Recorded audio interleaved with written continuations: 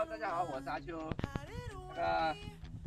这是我们新做的船啊，今天准备装机器，差不多再过2到3天，我们就可以下水了，就可以去钓鱼了。